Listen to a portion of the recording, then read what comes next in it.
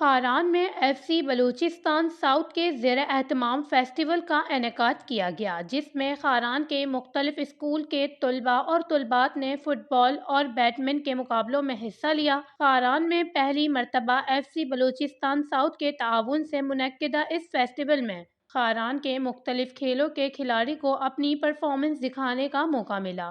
کھلاڑیوں کے درمیان فٹ بال، بیڈمنٹن کے مقابلے شائقین کو دیکھنے کو ملے۔